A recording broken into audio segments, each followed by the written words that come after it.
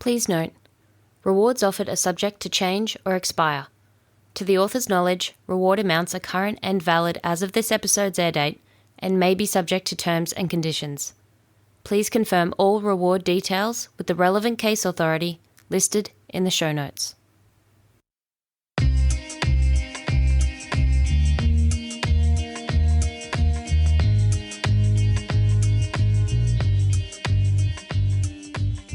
Welcome back to Reward Offered, a true crime podcast looking at unsolved Australian cases that have financial rewards for relevant information. I'm your host, Amanda. Thanks for joining me again for episode 2, as we resume our dive into the unsolved murders of Lorraine Wilson and Wendy Evans. In today's episode, we'll continue covering the official theory of what happened to the girls. We'll learn what was found at the crime scene and what the autopsy results showed. We'll take a look at what was the conclusion of the first inquest, held in 1985, and then moved to the second inquest, looking at witness testimony and the evidence presented as implicating the persons of interest. Throughout the episode, we'll also be talking about the possible issues with some of the evidence as we work through it. Remember to keep evaluating what the evidence being presented is telling you. And with that, let's get back to the case.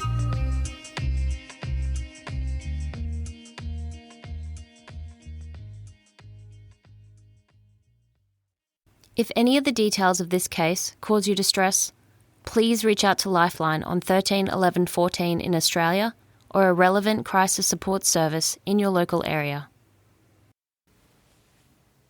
When we left off yesterday, the girls' remains had just been discovered in a paddock at Murphy's Creek. The area was secluded, with no residences within a kilometre of the site. Police did, however, speak with everyone at the houses found closest to the location. This canvassing revealed that a local man, who was employed with a feedlot, could indeed have come incredibly close to discovering the girls back in 1974. He said that in November of 1974, he was in the area scouting for 3 head of cattle that had escaped the neighbouring property. He recalled a strong odour that led him to believe at that time that one of the animals had most likely died. However, after searching the vicinity, he failed to locate the source of the smell and left. When later showing police where he had been searching, it was established that he had more than likely come within 50 metres of discovering the girls' bodies. This missed opportunity could have made a huge difference in how the case unfolded. Obviously, had the girls' remains been discovered so soon after their deaths, a mere several weeks, it is likely a more effective investigation could and would have been undertaken. Once the crime scene had been identified, the area was thoroughly searched by both plainclothes and uniformed police, along with army personnel with mine detectors. The mine detectors were deployed specifically for the purposes of locating a ring that Lorraine was known to be wearing. Images of this ring had become a focal point while police were appealing for information during the time the women were missing. There was some scattering of bones over an area of approximately 20 square metres. However, 2 largely intact skeletons could still be identified. According to the coroner's report, in both cases, extensively decayed jeans were found over leg bones and underwear was found, quote, generally in place with, for example, bra clips fastened, end quote.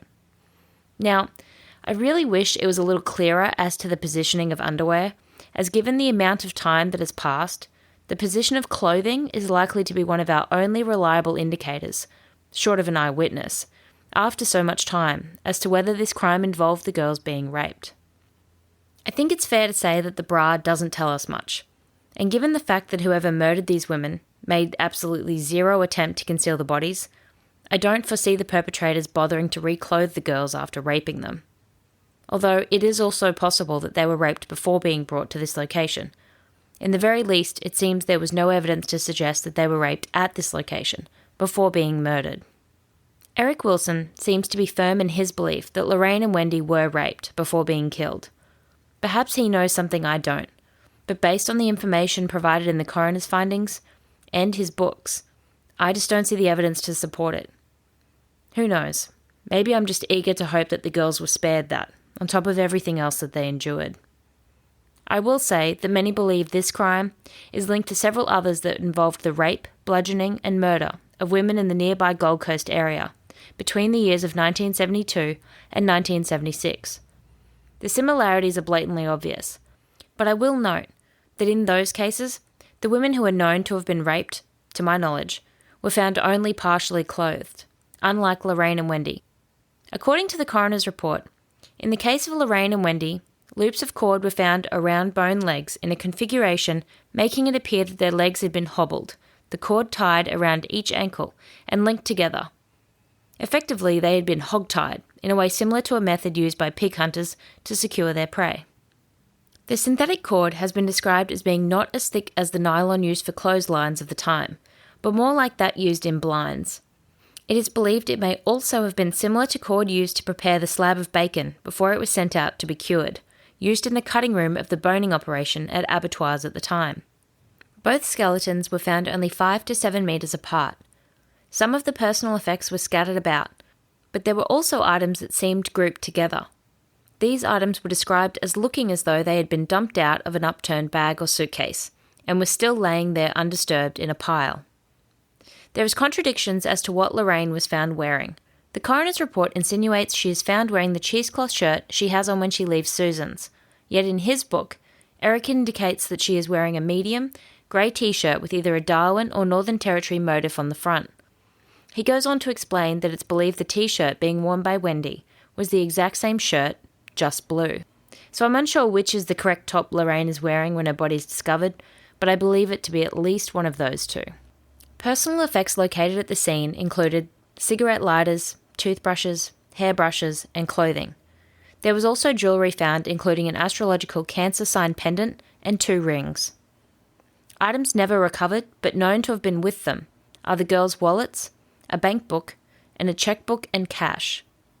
Eric states that Lorraine had withdrawn $300 from a bank branch in Brisbane the Friday morning before they went missing, in order to pay the mechanic's invoice in Goondiwindi. That's just shy of $2,800 in today's money, a lot of cash to be carrying around. Even if they thought the vehicle wasn't going to be ready as they passed through Goondiwindi over the weekend, perhaps Lorraine had the money on hand to pay the mechanic, so that the invoice would be paid when her parents later made the trip to collect the car. In any case, the perpetrators may not have been interested in the women's jewellery, but they no doubt eagerly took the money. The gold ring found, images of which were publicly circulated during the search for the women, was identified by Mrs. Wilson as belonging to Lorraine. According to Eric, it was located approximately 4 centimetres under the soil near Lorraine's body. The other ring is very likely one of the most crucial pieces of evidence in this entire case. It is described in the coroner's report as being a white metal dress ring, commonly called a signet ring and usually worn by men. This ring was not identified by either of the women's families as belonging to them. Eric says it was located approximately 5 centimetres under the soil and about 30 centimetres distance from Lorraine's ring. It is noted in the coroner's report that Wayne Hilton's ex-wife, Roylene, told Detective Rouge that Wayne did used to wear a similar ring, but that she believed it had been gold, not silver, and that to her recollection, he still had possession of his ring when they separated in 1979. The skull identified as belonging to Lorraine Wilson was mostly intact. There was, however, major fractures focused to the left, back, side of the head. The forensic pathologist who attended the scene and examined the skull indicated that only 1 to 3 blows would have been necessary to cause what he believed would have been quickly fatal injuries. Given these conclusions were made using medical knowledge and practices from the 1970s, I'd be interested in hearing whether a pathologist in 2021 would concur with the injury assessment after reviewing the autopsy information. Wendy's skull revealed a very different scenario. It showed extensive injuries to the facial area, the top of the head, and both sides of the head. These injuries had resulted in severe fractures to her skull, the multiple injuries indicating that a large number of separate blows had caused the evident fractures.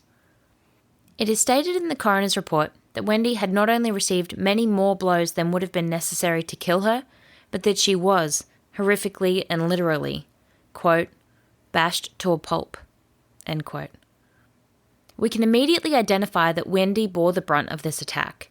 According to the evidence, Lorraine's death occurs seemingly, and thankfully, quite quickly.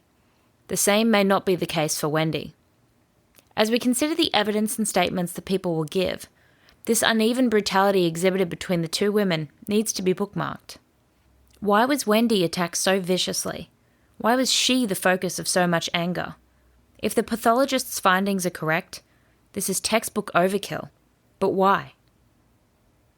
DNA profiling as both a concept and method were discovered on accident in 1984 by Dr. Alec Jeffreys, a genetic researcher at the University of Leicestershire in the UK. While examining ways to trace genes through family lineages in an attempt to understand inherited diseases, Mr. Jeffreys had a eureka moment when he noticed the individual genetic samples under the microscope, which were made up of DNA bars, each had different bar codes, but more importantly, that they could be precisely identified as belonging to any given individual. He also realised the ability to establish kinships when he noticed the bands of DNA given by one of his assistants were a composite of her mother's and father's. This is the original discovery, which formed the basis for the process which would come to be known as genetic genealogy, which would be made famous by the identification of the Golden State Killer in 2018. It was Dr. Jeffreys who would be the first to utilise DNA in a criminal investigation in 1986 in Leicestershire. That case involved the rape and murder of two women, one in 1983 and another in 1986. Dr. Jeffreys utilised genetic fingerprinting and DNA to match fingerprints and semen stains collected from both of the crime scenes, linking the two cases. The US would first use DNA evidence in 1987 to convict a Florida rapist, it's always Florida, named Tommy Lee Andrews, who was sentenced to 22 years for his multiple rapes. Surprisingly though, the FBI didn't start using DNA testing until as late as 1998. The earliest evidence I could find of DNA being used in a criminal proceeding in Australia was during the sexual assault case of a perpetrator named Desmond John Appleby in the Australian Capital Territory in 1989. He was convicted, by the way. Given Lorraine and Wendy were murdered in 1974, the methods of collection of evidence would likely have been far from ideal to preserve relevant genetic material. I'm also yet to confirm exactly what, if any, physical evidence still remains in custody. Remember the silver men's dress ring? The only possible perpetrator-linked object known to have been left at the crime scene? It was either lost or disposed of by police. Interestingly enough, to my knowledge, police have never showed the ring, nor a photo of it publicly. Is this one of their holdback pieces of evidence? Possibly. But how can anyone be expected to identify who may have been known to wear that ring if they don't know what the ring looked like? According to Eric, the senior detective initially handling the case, Frank Swindles, had told Lorraine's mum Betty that because it was found in Lorraine's possession, it would be returned to the family along with her other personal belongings. He was seen to put both Lorraine's gold ring and the silver dress ring into an envelope and place a seal on the envelope. However, years later when they finally received her belongings in the post and opened the sealed envelope, instead of finding two rings, they found Lorraine's ring and in the place of the dress ring, oddly, a piece of electrical conduit, which is basically a hard piece of plastic piping. Eric claims Betty reported the missing ring, but nothing ever came of it, and that, at least at the time of the publication of his second book, he had never received any plausible explanation as to what had happened to the ring or how it had managed to go missing while in police custody. Fortunately, when the girls' remains were discovered and police were trying to identify the items found with them, both families were shown the ring to see if they recognised it. They didn't. But this brief encounter with the ring would allow the Wilson family to collectively pool their memories in order for Eric to include a sketch of what they believe the ring resembled in his first book, The Echo of Silent Screams. I will include a photo of this sketch on our social media. It's important to remember that this is far from an ideal way to identify this ring. Those who saw the ring did so decades before recalling the memory of it. They also saw it during an incredibly emotional and stressful time given their loved ones had just been discovered and identified. Eric states the depiction is probably not entirely accurate. Perhaps it's better to just think about the ring broadly. It appeared to be a men's dress ring. It was silver, and it had a large green gem. In his book, Eric states that they believe the gemstone to be chrysoprase, which is a variety of quartz. Although it's important to note that this has never been confirmed, if correct, he goes on to explain that the varied green colorations of these gems is due to the tiny particles of hydrated nickel silicate, which become lodged in the body of the gemstone when it first solidifies. According to him, the town of Marlborough, located north of Rockhampton in Queensland, has been the source of the world's finest specimens of this particular gemstone since the 60s, as has Wingalina in Western Australia, though to a much lesser extent. Someone knows this ring, or remembers it, and who wore it. After the publicity of the discovery of the girls' remains and appeals for information, hundreds of tips flowed into police. In July of 1976, a reward of $100,000 was posted in the case but didn't prompt any more witnesses or information. The coroner's report states that hundreds of leads were run out, revealing nothing, but it also acknowledges that there were some reports that were not followed up, which could have given rise to more productive results, had they been. Also in July of 1976, an anonymous male caller advised police that two brothers named Hilton were in the habit of picking up schoolgirls around Toowoomba for sex. One girl had reported to the caller that when she resisted, she had been tied up and raped. The caller claimed the Hilton men were associated with a man named Hunt. Apparently attempts were made to identify these suspects, although it doesn't appear that anyone named Hilton or Hunt was identified and interviewed at the time about any involvement in the deaths of Lorraine and Wendy. Little progress seems to have been made after 1980 when the initial influx of leads and information dries up. In January of 1985, detectives on the case conclude that the investigation is at a standstill and prepare a report for the coroner. The conclusion in this report, which was presented to the coroner, was that after a very active and concentrated investigation since their actual disappearance, no evidence had been obtained that would identify any offender in the murders. Although not comfortable with offering any suggestions of why it may be the case, I do feel comfortable saying that the first inquest undertaken in 1985 and the case presented to the coroner were lacklustre. This initial inquest opened on the 20th of June 1985 in Toowoomba, in front of a local magistrate coroner. A local constable assisting the coroner tendered the police file and photographic evidence, but no witnesses were called. The principal investigator of the case, Inspector Frank Swindles, had since been reassigned to Bundaberg, so the case was adjourned and later resumed before a local magistrate coroner there. Mr. Swindles gave evidence as to where the bodies had been found, an overview of the case details, and confirmed that there were no definite suspects. He said the investigation was ongoing, was asked no questions, and no additional witnesses were called. The inquest returned to Toowoomba on the 28th of November 1985. The findings from this initial inquest confirmed the identity of the women, that they had died at Murphy's Creek, and that their deaths occurred, quote, probably around the 12th of October 1974, end quote. There is no indication as to why that coroner settled on the date of the 12th. The only significance I can see for the 12th is that that was the date that the women were actually reported to police as missing, even though they hadn't been seen since the 6th. The coroner reiterated the circumstances under which the girls left Brisbane, and the scenario of how the remains were found. He accepted the causes of death for both women to be skull fractures, and acknowledged that no new evidence had surfaced in spite of media campaigns and a substantial reward being offered in the case. He stated the investigation was indeed at a standstill, and that should any fresh evidence arise, the case could be reopened at the direction of the Minister for Justice. The coroner overseeing the first inquest concluded, quote, Lorraine Ruth Wilson and Wendy Joy Evans were murdered by a person or persons unknown, end quote. In March of 1988, officers of the Toowoomba Criminal Investigation Branch, or CIB, were notified by New South Wales Police of allegations by one of their inmates pertaining to another inmate's confession that he and another person had picked up two nurses and raped and murdered them. The informant, as well as the other two men, usually lived in the Toowoomba area, which was also the location of the alleged crime, hence New South Wales Police forwarding the information to the local CIB. At this time in 1988, Detective Senior Constable Paul Rouge worked on the investigation and is said to have pursued all lines of inquiry over the next several years before he was transferred to Gladstone. In 2004, Detective Inspector Kerry Johnson was assigned to the cold case of Lorraine and Wendy to review when he was not focused on pressing new work. The 2013 coroner indicates that Detective Johnson exhaustively reviewed all the case material and re-interviewed all the key witnesses and suspects that were still alive. In 2012, Kerry Johnson is also transferred and a Detective Senior Constable Christy Schmidt is assigned responsibility of the case and investigation. Detective Schmidt is also said to have made further inquiries and written her own detailed report.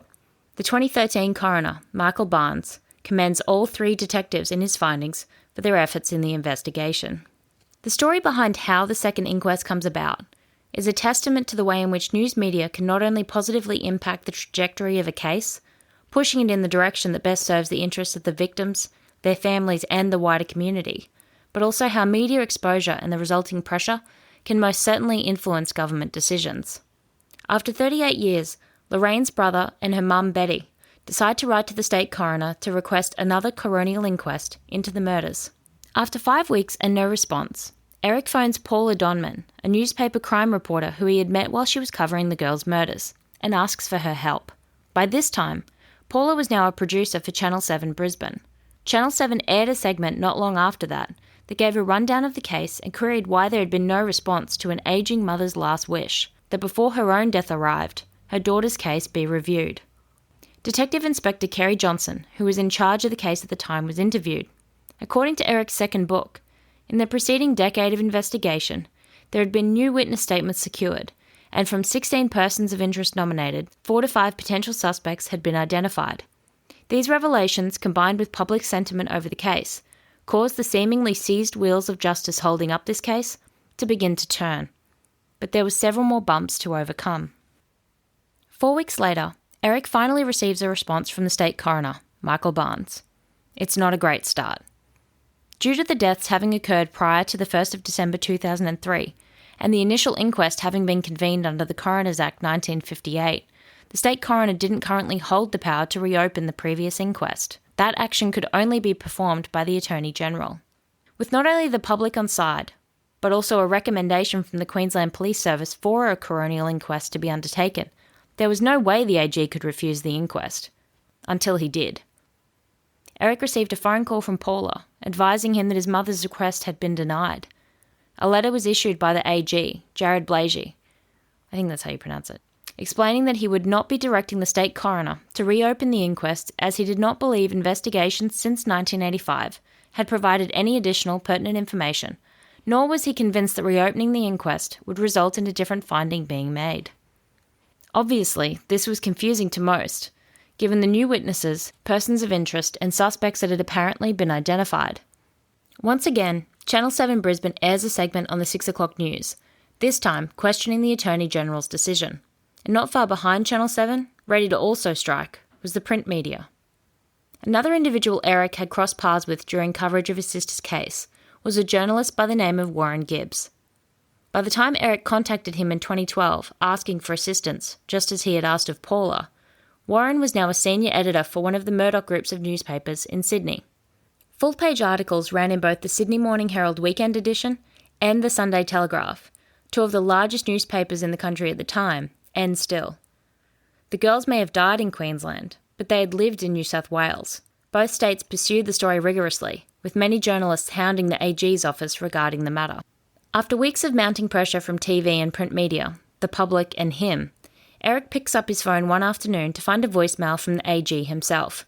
He returns the call, and the two men hold a brief, courteous discussion. A couple of hours later, Eric receives a final call from the AG to advise him that he was reversing the decision and that it was now in the public's best interest to hold the inquest. Furthermore, he said he would direct it to be convened at the earliest possible time. Unfortunately, Betty wouldn't get to see her dying wish honoured. In a cruel twist of fate, merely days after sending her initial letter to the state coroner, Betty had passed away at their family home in Dubbo. Eric and Betty Wilson had done what they set out to achieve, though, to get another day in court for Lorraine and Wendy, where all the current evidence could be heard and evaluated in hopes of justice finally being served. Across the second inquest, leave to appear was granted to Desmond Hilton, Alan Neil Laurie, Terence James O'Neill, and later granted to Miss Tracy Hilton, the daughter of Wayne Robert Hilton, who was appearing on behalf and in defence of her deceased father. Leave to appear just means that they're offered the opportunity to appear at the inquest in order to challenge any evidence presented against them, or in the case of Tracy, against her father, although she wasn't given that opportunity till late into the inquest. 31 witnesses gave evidence throughout the inquest, and as can often be the case, the inquest itself prompted further witnesses to come forward. Their information was also considered by the coroner. When making a determination based on the evidence presented, the coroner is to implement a framework known as the Brigginshaw sliding scale. Established in the 1938 Australian case of Brigginshaw versus Brigginshaw, this framework operates under the proposition that the more serious the factual matter is, the higher the standard of proof that is required. According to the coroner's report, as a result of the publicity generated by the inquest, many women not connected to one another came forward and made detailed claims of themselves and others, being raped and assaulted by members of the Laurie and Hilton families. He indicates that many of the rapes were not reported to police, and that the ones that were ineffectively investigated. The coroner goes on to say that some of the statements described violence, degrading behaviour, and sexual abuse to various women over protracted periods of time by a group of men belonging to the Hilton and Laurie families and their associates. In an inquest, the coroner is not bound by the rules of evidence and may admit any evidence he or she considers may help establish any of the matters that fall within the scope of the inquest. They must, however, observe the rules of procedural fairness and act judiciously. This balancing act required the coroner to decide whether it was unfair for the subjects of these allegations to have regard to the untested evidence of these witnesses, especially given many of the subjects could not be given an opportunity to respond, as they had since died. He determined that given the similarities between many of the victims' reports, some of whom gave evidence at the inquest and were cross-examined, it was permissible to have regard to all of the information as corroboration of the sworn and tested evidence that at the time the women were murdered, a group of men were in the habit of taking young women from the Toowoomba area out into the bush and forcing them to have sex through threats of violence or actual violence. The coroner states in his findings that a number of witnesses appeared at the inquest and gave evidence suggesting various members of the Hilton and Laurie families were involved in the deaths of Lorraine and Wendy. He says that his conclusion about this group of men taking women into the bush and raping them and beating them is based on the following evidence from witnesses. The first alleged rape victim to speak was Anne. I'm not sure if these witnesses are appearing under a pseudonym or not. Anne says that in 1974, at the age of 19, she was raped by Shorty Lawrence and another man. In the coroner's report, the surname Lawrence, Lawrence, has bracket after it, because the court made the assumption that Anne was in fact referring to Shorty Laurie and had simply misspoken. She didn't know the type of car, only that it was a light-coloured sedan and that she had gotten into the vehicle on a Saturday night in Toowoomba CBD after accepting their offer of a ride home. They drove her down behind the Downlands College. Shorty locked the doors and the other man got into the back seat. After both men raped Anne, they dropped her across the road from her house and drove off. After telling her father what had happened, Anne's story was reported to police and she was examined by a government medical officer, and her clothes were taken as evidence. She never heard anything more from police about the matter and was too frightened to chase it up. She said that after her incident, she heard rumours that it was common knowledge that these men had done the same thing to many other girls. There is zero indication in the coroner's report of who the other man is that Anne is talking about, but she goes on to describe Shorty, saying, quote, I remember Shorty having blondish, shoulder-length hair, a slim build, and he was of average height, end quote. In 1969, at age 16, the next alleged victim, Gail, says she came into contact with Ian Laurie, Gordon Laurie, and Shorty Laurie. She tells a similar story of being offered a lift home, but also mentions that in the rear of the vehicle, there were no car door handles or window winders on the inside, which made it impossible to escape the back seat once you were there. When queried about the absence of handles and winders, she says she was told by the men that they were repairing the doors. Gail reports being taken out to a bush paddock at Highfields Road between Toowoomba and Highfields. She says the men plied her with booze and then took advantage of her, removing her pants and pouring alcohol on their old fellas before taking turns raping her. The last alleged victim who spoke at the inquest was Carrie Ann. In 1974, after a tumultuous upbringing and conflict with her stepmother, she ran away and was picked up by a truck driver in the area of Goondiwindi. She said of the truck driver, quote, I think his name was Laurie. I think Laurie was his first name. I just knew him as Shorty. He drove me in his truck to an isolated spot and repeatedly raped me. End quote. Carrie Ann claims that after this initial incident, she stayed with associates of her rapist, and that members of what she called the Hilton Gang also raped her on numerous occasions. She named other people, including Kingsley Hunt, as also having participated. She made claims that a gang comprised of men from the Hilton, Laurie and other families prowled Toowoomba and Goondiwindi seeking out women for sex, that they would regularly convene overnight parties around campfires in a river bend near Goondiwindi, but that these parties were also from time to time convened at Murphy's Creek. She recalled, quote, I can never remember being shoved into the boot, but I certainly can remember that happened with a couple of local girls. One image keeps coming up and it's of a blonde-haired girl, my age, 14 or 15 at the time, with the ringlets, end quote. She gives no more identifying information of these other supposed victims. I find Kerry Ann's story difficult to comprehend. My biggest concern is why would someone continue to stay with a group of men who are repeatedly raping her? She makes no mention of being forcibly held against her will, so the natural question is why didn't she just run away again, like she had run away from home?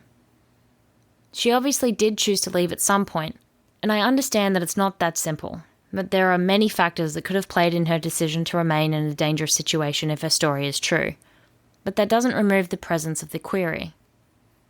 The only individual to identify Wayne Hilton on the record as having raped her is Wayne's former wife, who gave a statement to police in 1990 which said, quote, "He would get very violent when drinking.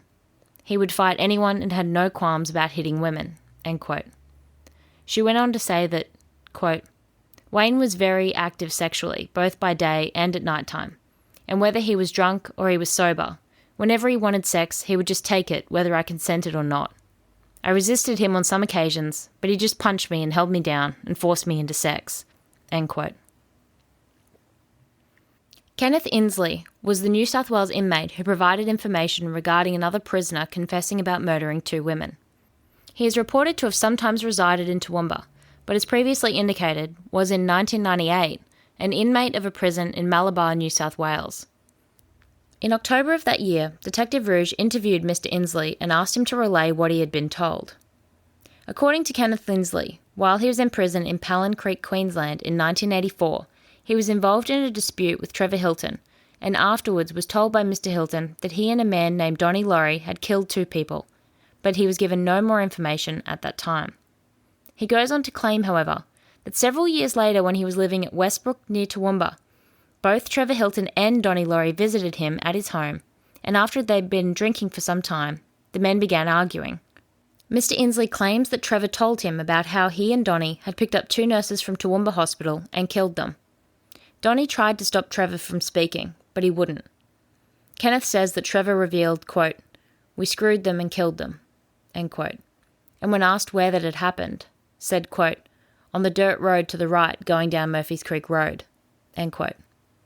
Mr. Inslee claims that he stopped Mr. Hilton from continuing, as he didn't want to hear any more about it, and reports that Donnie Laurie was very upset by what Trevor Hilton was saying, to the point of crying.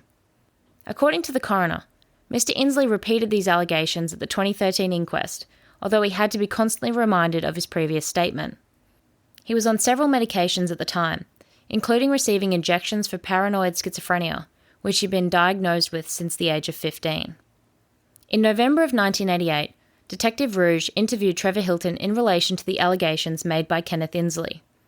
Not only did Mr. Hilton deny any involvement in the nurses' murders, he went on to disclose that he had in fact been in prison at the time of the murders, with authorities saying records do indicate that he was an inmate of Palin Creek Prison from July 1974 until the 2nd of November 1974, meaning not only was he not guilty of murdering the girls, but he had not been present at the murders either.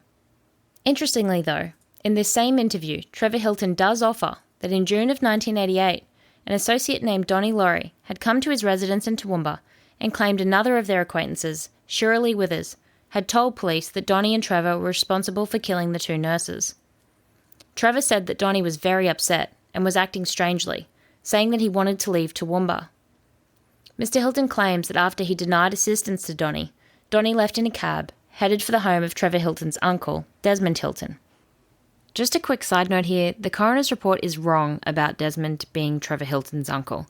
The 2 men were only ever related to one another by marriage. Des's mother was married to Trevor's brother. Trevor Hilton is listed in the coroner's report as being either a cousin or uncle of Boogie Hilton. He is in fact Boogie's uncle. Trevor has also claimed that on a number of occasions he had seen Shorty Laurie, Ungie Laurie and Boogie Hilton assault women and push them into cars. He said they would carry tyre levers, wheel spanners and or baseball bats in their cars to use as weapons. He claims that the men would openly skite about forcing women to have sex with them. Later that same month, Detective Rouge would interview Donnie Laurie about the allegations. The only information in the coroner's report about this interview states that Donnie denied being involved in the murders and also denied ever having been to the scene where the girls' bodies were discovered. Desmond Hilton is listed in the coroner's report as being related to Wayne Boogie Hilton and Trevor Hilton. We've already discussed his relationship to Trevor through marriage, but he was in fact Wayne's cousin. It is said he associated with the extended Laurie family, as well as Boogie and Trevor. When first interviewed in 1989, Desmond said that in 1974, he was staying with Donnie Laurie in the flat next to Wayne Hilton. At the time of this initial interview, he made no mention of having any knowledge relating to the murders of Lorraine and Wendy. Now, the time frame of this next bit of information doesn't really align in my mind, but it's stated in the coroner's findings, so I'll share it as it's written. According to the coroner's report, subsequent information from Desmond Hilton was only relayed to police after a woman named Shirley Withers, at some stage in the 1980s, reported to police, or at least threatened to report to police, that Donnie Laurie and Trevor Hilton were responsible for the murders. I'm not sure how he can have an initial interview in 1989 with apparently no knowledge of the murders, and then come forward subsequently, supposedly prompted by Shirley's claim made at some point in the 80s. Surely if he's prompted by her claim in the 80s, he would mention it in 1989. But in any case, according to the coroner's report, Desmond Hilton claims that Donnie Laurie and Trevor Hilton came to his house and he corroborated aspects of Trevor Hilton's account of Donnie being very upset and having left for Inglewood in a cab. He supposedly also supported Trevor Hilton's claim that Donnie Laurie was very worried by the threat of Shirley Withers going to police. One major discrepancy between Trevor and Desmond's accounts of an upset Donnie Laurie is that, according to the coroner's report, in Trevor's version, he witnesses Donnie upset at his house, and then Donnie leaves in a cab, bound for Inglewood to stay at Desmond's house. In Desmond's version, Donnie and Trevor are both at his house when this conversation unfolds, and then Donnie leaves in a cab, bound for Inglewood. So either Desmond didn't live at Inglewood at the time, or Donnie took a very short cab ride. But either way, their stories don't match. And as far as I can tell, this is the first point in which Donnie Laurie's name is introduced into the investigation by both Trevor and Desmond Hilton. In his 1999 interview with Detective Kasuski, Desmond Hilton now stated that he knew Alan Shorty Laurie, Alan Ungie Laurie, James O'Neill and Larry Charles to be responsible for the murders, and that Wayne Boogie Hilton and Donnie Laurie were responsible for going to look at the bodies the following day to confirm the two nurses were in fact dead. He said that the morning after the murders had occurred, Shorty, Ungie, Larry and Jimmy arrived at Donnie's flat in Evelyn Laurie's green E.H. Holden. Just a side note, Evelyn Laurie is Ungie Laurie's mother. He said that they were in a hurry to clean up the car, and that while this was being done, Donnie Laurie and Wayne Hilton went down to Murphy's Creek. He further claims that Donnie Laurie had blood on him and that he went to Paddy Hilton's place to wash up.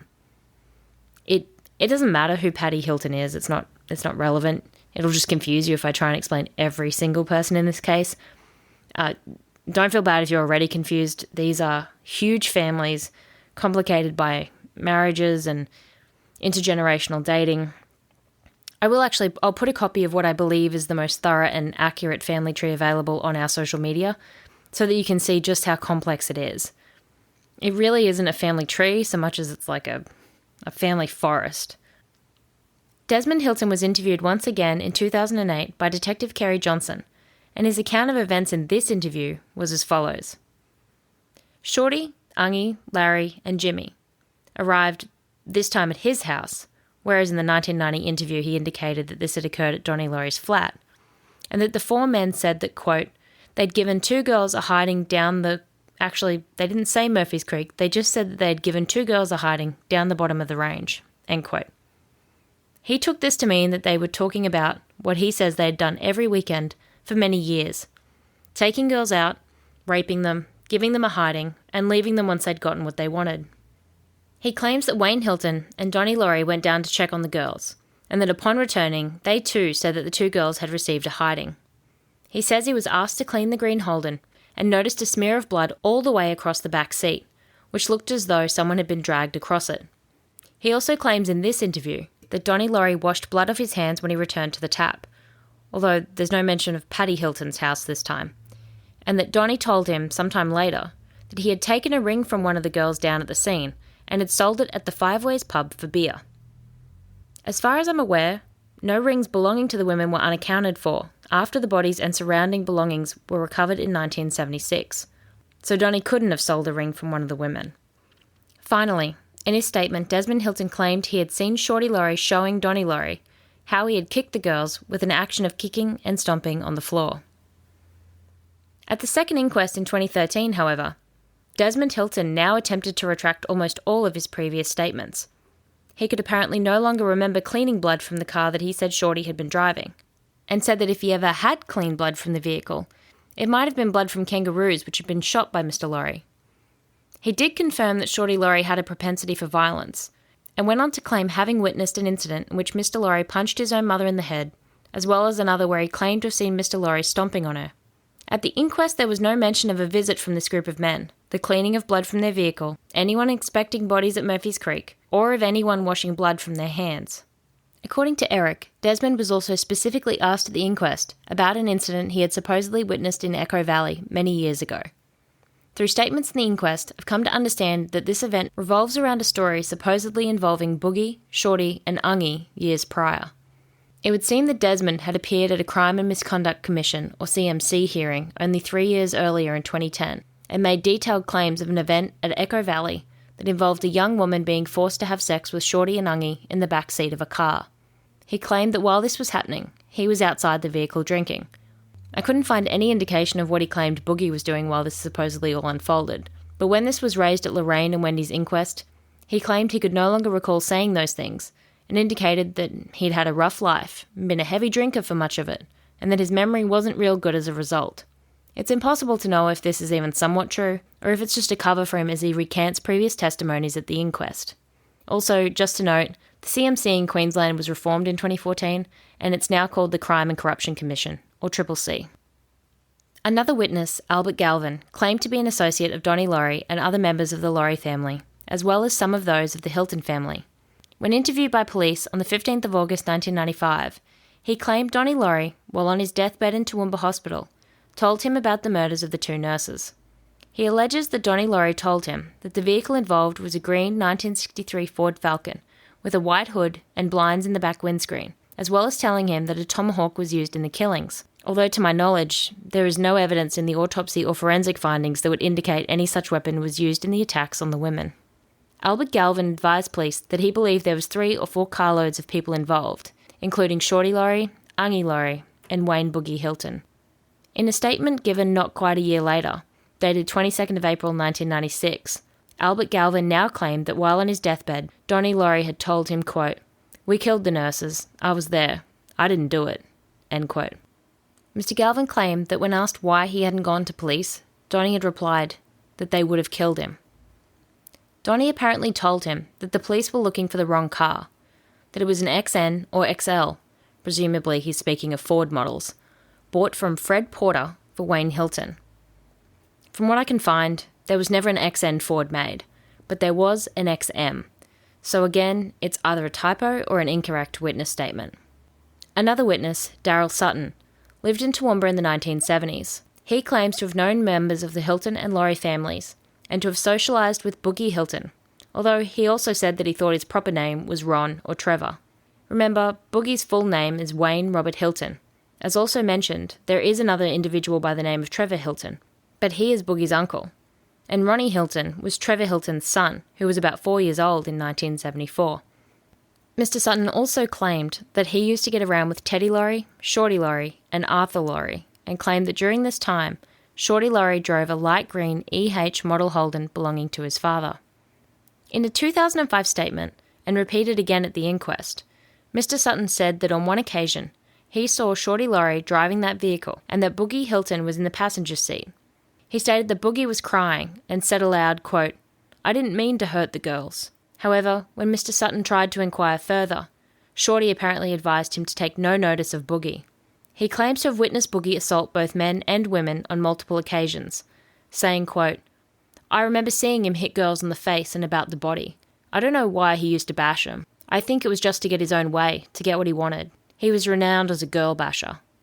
Mr. Sutton claimed that Boogie would carry a tyre lever under the driver's seat of his car and allegedly told Daryl, quote, "If anyone gets cheeky, that's what I use on them." End quote. Daryl Sutton clarified in his testimony at the inquest that at no time did Boogie, Shorty, nor anyone else ever make any admissions of involvement in the murders of the girls, which is certainly interesting, considering that moments after leaving the courthouse, He tells the waiting press that Boogie had confessed to him that he'd murdered the girls. A journalist starts to question him, saying, "That's not what you just said inside," and he speaks over them before walking away. I'll include the footage of this exchange outside the courthouse on our website. The coroner goes on to question the reliability of Mr. Sutton's identification of Boogie Hilton, referring to his claim that Boogie had a tattoo of a snake on his left forearm, whereas Boogie's police profile only lists the tattoo of a heart with the name Roylene on his upper right bicep. Further, the coroner indicates that when Mr. Sutton was shown a photo of Wayne Hilton, his only response was, quote, "It definitely looks like one of the Hiltons," end quote. Neville Shum worked in the timber industry throughout the Toowoomba region through the 1970s and 80s. He was unable to identify Wayne Boogie Hilton from a photo board, but the coroner suggested that this was of little consequence as Wayne had worked for Mr. Shum, quote, "for a long time on and off." I don't really get the coroner's reasoning here. Personally, I would think if somebody worked for you over a longer period of time, even if only sporadically at points, you'd be more likely to be able to identify a random photo of them, or at least have it look familiar, because you would have seen their face as it varied over time. But the coroner doesn't see issue with it. Mr. Shum's 1989 statement reveals his claim that on a number of occasions, Boogie Hilton had told him that he was one of the persons responsible for killing the nurses at Murphy's Creek. He repeated this sentiment at the inquest, and insisted that Mr. Hilton was sober at the times of his confessions. Mr. Shum indicated that Boogie Hilton had told him that he and his brother, who was assumed by Mr. Shum to be Trevor Hilton, had picked up 2 nurses and had ended up murdering them after having some trouble with them. He said Mr. Hilton also admitted that the girls had, quote, "nearly got away from them." We know Trevor Hilton was in jail at the time of the murders, so he can't be the person supposedly referred to by Boogie. And none of the other men listed as a person of interest in this case are a brother of Boogie Hilton. Neville claims that at this time, Wayne Hilton drove a green EJ Holden with a white top and an EH Holden of the same colour. It does stand out to me that Mr. Shum can't pick this man out of a lineup, and yet can remember all the main identifying features of 2 of this man's supposed vehicles. In any case, he said that at one point Mr. Hilton asked him what he should do, and that he instructed him to give himself up. Edith O'Neill knew several members of the Laurie family. She claims that in 1974 she was sharing a flat with Donnie Laurie and his wife Laura, and that Wayne Hilton lived in the flat next door to them. In a 1989 statement, Ms. O'Neill recalled an incident which she says occurred sometime towards the end of 1974. She said Donnie Laurie and Wayne Hilton had come home from being out all night, and not long later she saw Wayne in the backyard of his flat, cleaning out the boot of his car, which she described as being pale green. She thought the vehicle was Donnie's, so she found it odd Boogie was cleaning out Donnie's car. She says she went down to see what he was doing and saw him removing the carpet from the boot of the car. When asked what he was doing, she says he told her to mind her own business. She claims she saw a large stain on the carpet that could have been blood. Given the testimony of Mrs. O'Neill at the inquest, it's hard to know what to believe. She claimed that despite living in the area since the murders occurred, she couldn't recall ever hearing anything about them, the discovery of the bodies, or seeing anything on the news. She had zero memory of ever giving her statement, though conceded it was signed by her, so she must have done so and just didn't remember. Finally, she also asserted that, although they'd separated 4 or 5 times throughout their marriage, her and Jimmy currently lived together, and that they'd never discussed the murders, even after both being subpoenaed to attend the inquest. Now, that I just find unbelievable. I'm not sure how old she was at the inquest, and I could maybe be convinced that her memory had deteriorated, but the notion that her and Jimmy didn't discuss the case after him being subpoenaed, even in light of her being supplied a copy of her previous statement at that time, I just can't fathom that. Like, your partner walks through the door one day like, "Hi, honey, how was your day?" "Oh, nothing special, was just subpoenaed to appear at a coronial inquest into a double murder from 40 years ago." "Oh, really? Me too. Huh. How about that? I'm going to go watch the footy." Like, Perhaps even more unbelievable was her claim that she was unaware her husband was a person of interest in the case until she saw it on the news after the second inquest began, even though the persons of interest had been publicly named the year before in 2012 at the preliminary hearing. One of the more interesting witnesses in the case is Kim Sandercock. In her 1989 statement to police, she recalled an incident she said took place in mid-1984. She claimed that late one afternoon she had gone by herself to the Crown Hotel in Toowoomba. She was sitting at a table alone when a woman she didn't know approached her. She described this woman as being in her late 20s, but looking much older than what she was. She claims the woman proceeded to tell her a lengthy story about a man that Kim believes she must have been living with. The woman says her name is Ellen, but won't reveal her last name. Over the next hour, Ellen proceeds to tell her about the murder of 2 nurses which happened some years ago at Murphy's Creek. Miss Sandercock says she tried repeatedly to get the woman to stop recounting the story, as she kept going into graphic detail and was frightening her.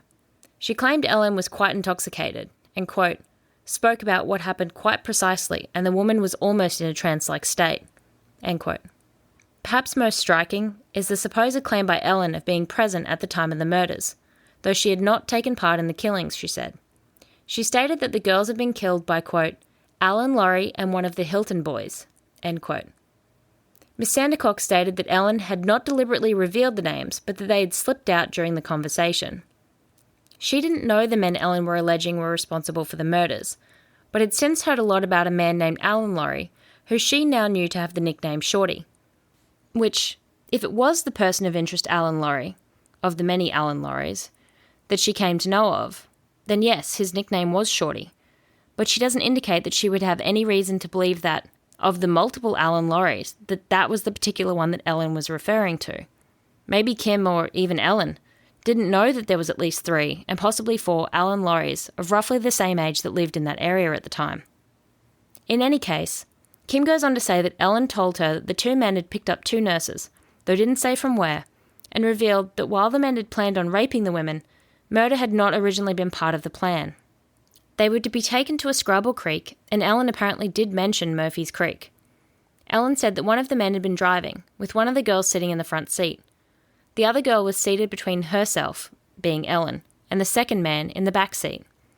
The man driving was slapping and pulling the hair of the girl in the front seat, and when she tried to escape the vehicle, she was struck from behind by the man in the back seat with a bar. According to Ellen, this caused the nurse to fall forward as she bled profusely from the back of her head, apparently dead. The girl in the back seat began to scream, at which point they gagged her. They supposedly dumped the dead body of the first nurse in the bush, and at some point the second nurse had made an attempt to escape. Miss Sandercock said Ellen had told her that when one of the men caught her, this second girl was killed, quote, by being hit with something and that they bashed her head in. She said they did the last one worse than the first because she was the one giving them all the trouble. After the second nurse was dead, she said they dragged her body back near the other one, end quote. Kim Sandercock claimed that she'd never informed anyone about her meeting with this woman at the hotel because she was scared she might be killed herself if she shared what she'd been told. She was called to give evidence at the 2013 inquest, but claimed that as a result of having consumed large doses of painkillers over an extended period of time, that she no longer had any memory of these events. I could possibly be persuaded that she could have lost some of the details of this event due to a heavy consumption of opioids, but the idea that the whole event is blank is again asking for a stretch. I also have some more information to share with you later that makes her notion of a complete and utter memory lapse difficult to believe. The coroner does point out that the evidence presented in Kim Sandercock's 1989 statement was consistent with the autopsy evidence that Lorraine had likely died from as little as 1 strike to the back of her head, and that Wendy had died due to many blows to the front, top, and sides of her head. The coroner confirmed that this information had not been publicly available at the time of this 1989 interview. The next witness is a man by the name of Desmond Edmonston, who the findings indicate came forward in 2013 as a result of the media reports covering the inquest. He said he socialised with people from Toowoomba, including some suspected of being involved in these murders. He claimed that he had received information regarding the murders from Larry Charles. The Charles family are related to the Hilton family through marriage. Mr. Edmonston claims that while he was travelling with Larry Charles and 2 other men named Willie Baker and Laurie Howe, that they had stayed at a caravan park in Rockhampton. The coroner's report lists this as having been late in the 1970s. However, Eric states in his book that Mr. Edmonston specifically stated it had been 1978. It was Mr. Edmonston's claim that Larry Charles became upset during this stay and told him it was because it was 2 years since those girls got killed at Murphy's Creek. He claims that Mr. Charles told him that Boogie Hilton, Shorty Laurie, Jimmy O'Neill, and Donnie Laurie had picked up 2 girls and had taken them into the bush at Murphy's Creek to party. He claimed the girls had had sex with Boogie and Shorty, but refused to have sex with any of the other men, and that as a result, Boogie assaulted one of the girls and invited one of the rejected men to do the same. It was apparently at this point that the other girl ran into the bush screaming, and Boogie and Shorty went after her. Mr. Edmonston claims that Larry Charles said that he, Jimmy, and Donnie threw the other girl in the car and drove around looking for the one who had run off. After finding her, they returned to Murphy's Creek, and soon after, Ungie Laurie and Des Hilton apparently arrived with a number of other men, with Larry supposedly telling Mr. Edmonston that they all, quote, took turns raping and bashing the two girls, end quote. Larry had said the girls were tied up against a tree unconscious before Boogie Hilton and Donnie Laurie walked up and wailed into them with sticks.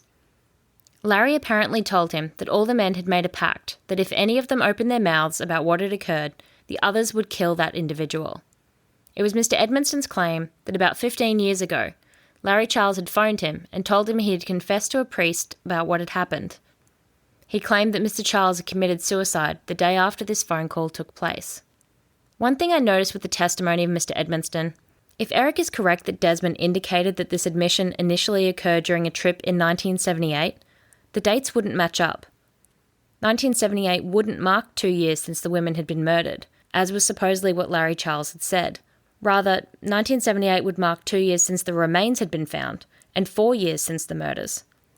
If this event was so traumatic for Mr. Charles, the implication from Mr. Edmonston being that Larry was so tortured by his guilt that he later committed suicide, you would think he would know exactly how long it had been since the event occurred. In his report, the coroner points out that the story provided by Mr. Edmonston is not consistent with the autopsy evidence. There is no evidence that both women were beaten with sticks, nor is there evidence that the women were repeatedly raped, or at least not at the time and location that would be consistent with the story in question. The coroner's final concerns were that Mr. Edmonston could not offer reasonable explanation why Larry Charles had made this confession to himself, or why he had waited over 35 years to share this information with anyone. With regard to Desmond Edmonston's testimony, the coroner concluded, quote, I don't accept him as a witness of truth, end quote. Another witness is Walter Laurie. I was really torn as to whether to include the information from this witness, but I will include it because it's in the coroner's report and a part of the official record, but it'll become apparent pretty quickly why the coroner himself puts zero weight into this information. Walter was 10 years old when the nurses went missing in 1974. In the year 2000, he gave a statement to police in which he claimed that at the age of 10, his mother and father, he is one of Shorty Laurie's brothers, took him to a bush track at Murphy's Creek one night. He claims that his father and uncle walked through a fence into the bush, while his mother stayed in the car. He said that in the bush, his father and uncle met up with Shorty Laurie, Ungie Laurie, Boogie Hilton, Donnie Laurie, Larry Charles, Jimmy O'Neill, Kingsley Hunt, and Willie Baker. While they were there, Artie Laurie and some other men arrived in Artie's car. He says he also saw Shorty Laurie's blue E.H. Holden and Ungie Laurie's green H.R. Holden present. Walter goes on to claim that in the clearing were two women laying on the ground on their backs about 3 feet apart. He says they were semi-naked. He claimed, quote, I remember that some of the guys that were there were making love to the two girls. I definitely remember that Larry Charles was making love to the girl on the right side. At one stage, one of the girls stood up and Ungie knocked her back down. I remember her saying words to the effect of, no more, please. She was begging them to stop. End quote. He claims he asked Shorty Laurie what was going on, and that Shorty told him to mind his own business before getting up and hitting him, knocking Walter off the log he was sitting on. This, according to Walter, resulted in a fight breaking out between their father and Shorty, which one of the other boys had to step in to stop. Apparently at this point, his mother came into the clearing and the two of them left. Walter concluded by saying, quote, I believe that Shorty would have been involved in killing the two girls because of what I have heard through family and other friends. I know that Shorty is very violent and had a very short temper. I don't know for sure that Shorty killed the girls, and he never told me he did, but I know he would be capable of doing it. He would be capable of doing something cruel. I've never told police about this because I've been too scared for my safety. I'm telling police now about what I saw because I do not want these murdering bastards to get away with it. End quote. According to the coroner, Walter Laurie gave evidence at the inquest consistent with his previous statement, although he now added that the two girls had black skirts and white tops on at the party. He also said he had suffered severe head injuries in a car accident and had done, quote, memory work as part of his rehabilitation. He clarified that he could not remember these matters prior to the rehabilitation. So, where to start? There's a few glaring issues with Walter Lurie's claims. Firstly, the fact that he acknowledges that he had no memory of these events prior to undergoing memory work, which from what I can tell is just another name for hypnosis, a practice considered notoriously unreliable for recalling memories. Not to mention that this process is undertaken after a car accident that he himself said resulted in severe head injuries. Second, his description of the outfits worn by the women in his recollection, the black skirts and white tops, doesn't match what we know the girls to have been wearing prior to their deaths or what they were found in. I also find it inconceivable that this many people, I mean, he lists 12, although speaks vaguely of others as well, indicating more than 12. So at least 12, including himself and his parents, are present at this site, and yet no one who remained behind and witnessed the murder has cracked and confessed or thrown the rest under the bus. Not likely. And finally, as the coroner states in his findings, quote, even among these sociopaths, it is inconceivable that a mother and father would take their 10-year-old son to a party where two women were being openly and repeatedly defiled, as Mr. Lurie claims. I consider this evidence completely unreliable. End quote. If you were a woman attacked by any man or group of men in Toowoomba or the surrounding area, please consider sharing your story with police.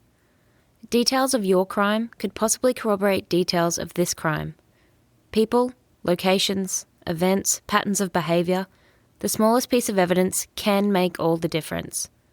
If you or someone you know has any information you believe may be relevant to the murders of Lorraine Wilson and Wendy Evans, please contact Crime Stoppers on 1800 333 000.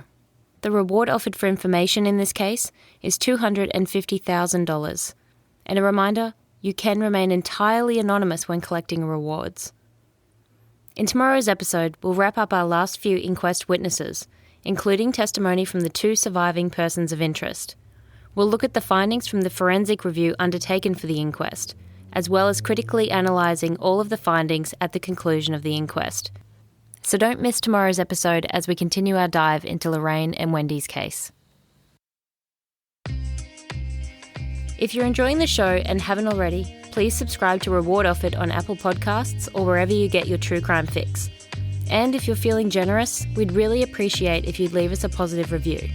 As the new kid on the block, every little bit does help with the algorithms, which will assist us in getting these cases heard by more people. I know that even so far, this case is a dense one, but hang in there. Remember, we need to know these cases inside and out in order to accurately analyse the information and identify the right questions to ask. So we have to take the necessary time to bring you up to speed. My biggest challenge in writing these episodes for Lorraine and Wendy's case has been trying to format the immense amounts of information in such a way that you, the listener, with zero prior knowledge of the case, can hopefully not only understand the complexities of it, but usefully absorb the information in such a way that allows you to perform your own critical analysis of what's being presented.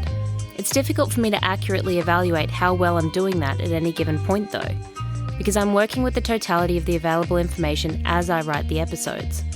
So firstly, I wanted to quickly thank my partner, as well as my mum and my dad, for blindly listening to these episodes to try and ensure the information is palatable. Secondly, if you're feeling a little confused or need something clarified, please reach out and I'll do my best to answer your questions. You can find us at reward_offered on Instagram, Twitter and Facebook, and I'm creating a group on Facebook so we can discuss this case and future cases as a community. It's called Reward Offered Case Discussions, so please join us and let us know your thoughts on the case thus far. Again, if you have specific information you believe is relevant to the case, call Crime Stoppers. Don't share it on our socials. Our email is rewardofferedpod@gmail.com if you'd rather reach out that way. I'm still working on a couple of ideas to act as more thorough visual accompaniments for the podcast, so until I work out where we're heading with those, our socials are the place to find any photos, links or media mentioned. And with that, it's a wrap. We'll see you tomorrow for the next episode of Reward Offered. Thanks for listening.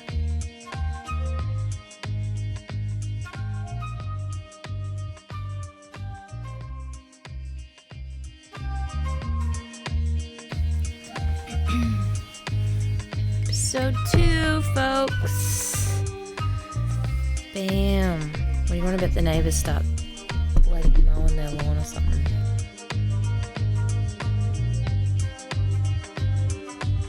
In his book, Eric states they believe the gemstone to be chrysoprase. Chrysoprase? I'm going to have to check that. Pause.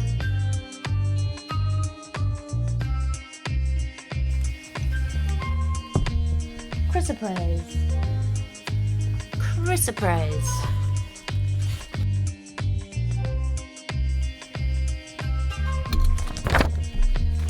It will never be good enough.